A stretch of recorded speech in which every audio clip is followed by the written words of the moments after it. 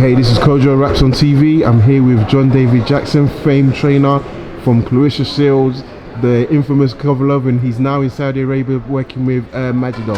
How are you doing, sir? Doing good. Pleasure to be here. Good. And obviously Saudi Arabia, it's a new sort of territory for a lot of people. Yeah. How are you finding the trip so far, and how interesting is it for you as a country so far? It's not bad, you know. The culture is different, and so it's new to me, and you gotta be careful. Yeah, yeah, you have to be very careful. So you know, but it's nice. The people are nice. They're very wonderful. The hospitality is great. Yeah. So and the venue's nice, and it's good for boxing. Yeah. So I love it. Yeah, perfect. And obviously you're here with Majidov. He's a famed in terms of his amateur careers. He's done a lot international competitions. I think he fought in the Olympics. He beat Joshua in 2011 in Azerbaijan or out in Eastern Europe. How did you get to work with him, and just talk to us a bit about him from a profile perspective? Obviously he's fighting from little. Yes. Yeah. You know, actually Majidov and I, we trained back in 2011. The amateur team Azerbaijan came to America. Yeah. And just by chance happened to know their manager, and so I trained all the fighters. And I told him to turn pro back then. Yeah. He was knocking out US heavyweights in the gym, left and right. But you know, the money was so great for him from his country as the amateur. I can't blame him. He made tons of money, so he turned pro now. Had a wonderful amateur career, 3-time amateur world champion. And like you said, got a bronze medal in 2012 Olympics. Yep. Good fighter, you know. It's just now that he's going the fast track, which unfortunately a lot of fighters do in this day and age. So they get a chance to really learn their craft. But with him, he's taking his time, and he's coming to America, and I'm working with him. And as far as a fighter goes, he always could fight. But I'm just trying to transition him from an amateur fighter to a professional fighter. So you know, our work is cut out, but he's a listener, and he listens a lot, and he's a good student. So I don't see a lot of problems. It's just the time factor is his biggest problem. And I mean, obviously, you're talking about that transition. How, from your experience, how difficult can that be with a fighter who's had a lot of Olympic experience, and now obviously you'd imagine promoters that want to fast track him? How difficult will it be for you to get the right type of opposition for him to learn in the fights? Very good question. In some cases, it's hard to make that transition for a lot of fighters because the amateur style is so instilled in their brain, they really can't get away from that. With Majidov, he just has to. What we have to do is pick his opponents carefully. With each fight, it's a learning fight for him, but on the fast track, unfortunately. So the little's opponent, he's been around the block for a while. So he's a trial horse, and he's been stopped by a few fighters. So we have to see what we can do. Can Majidov execute my fight plan? Can he break him down, go to the body? You know, Little likes to cover here. You got to hit him in his arms, break him down, see if you can stop him late. I don't foresee an early knockout. Majidov has that kind of power, but Tom Little he's a crafty veteran, and he's not coming. You know, if he loses, he's not coming to get knocked out because it hurts his value later on in life. So you know, with these passing fight, with these find the right opponent to build him up correctly and carefully. Good. No, and like I said, I think with Tom Little, he's a little bit of a crafty fighter. So I do think there is some good learning experience from a professional perspective from Majidov. So looking forward to seeing him fight on Saturday. I mean, the arena looks wonderful, and really excited to see him. So I just want to talk about a couple of your other fighter, mainly Clarissa Shields. How's she doing? I think she's going to have a big 2020. Starting off in January. How's she doing? How's she looking in camp and training? She's looking good. You know, the fight's gonna finally happen with her and Ivana.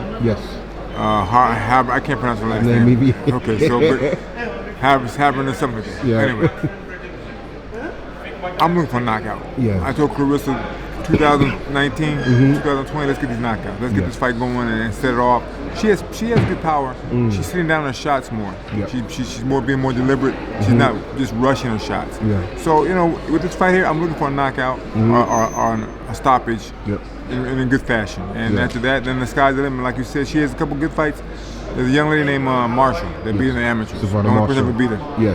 That's one of the fights that she wants. You know, if it can be made, and Eddie has Marshall, make the fight. And potentially that's a fight. I mean, in terms of for her to get on her travel, she could actually have that fight in the UK as well, because Savannah Marshall is a UK fighter and might help in terms of crowds, attendance, you know, pay-per-views, potential. That's what I told her exactly. You know, 'cause we were here for a week training. I mean, we were in London a couple weeks back just training. Yeah, I did see her. She's very popular. And people love her. Yes. I told her, come here and fight Marshall here. Yes. You make a big crowd, you make a ton of money. Yes, yeah, and I think a lot of US fighters should really look at that, because the boxing fans in the UK, we're very passionate, and we just like to see good fights. So it's not even about your nationality or your character. If you can fight and then you put on a show, you're going to win a lot more fans. Yeah. Let me say this to you. One of my biggest mistakes in life, as boxing, I didn't, you know, when I was champion, someone told me to come to the UK and fight out there, because they love it. They embraced my style, and they love me, and I have more fans over there than in America.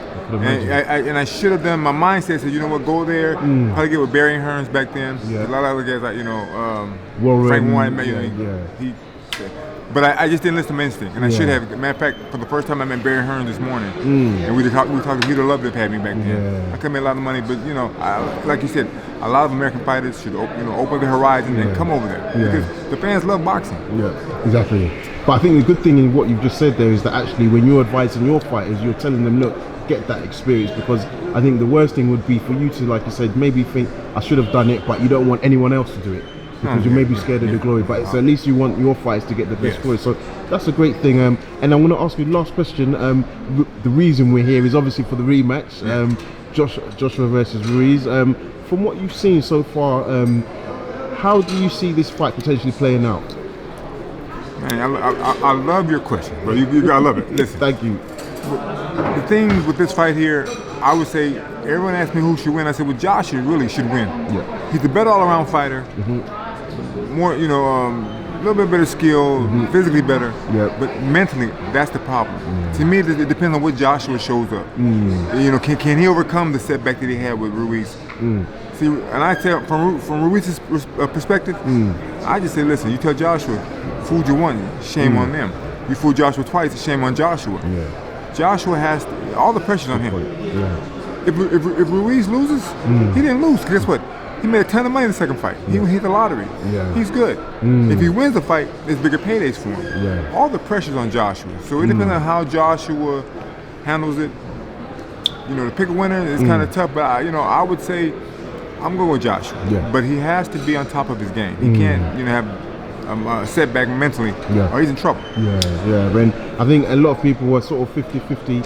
I think that's a great analysis what you've said there in terms of not just the physical, the mental aspect. So looking forward to it. So just want to say, John, thank you for your time. Good luck to you and your team this weekend, and hopefully I'll see you in London soon with Claressa or anybody else. Appreciate it, bro. Thank you for having me. I greatly appreciate it. Appreciate that time. Thank you. Cheers.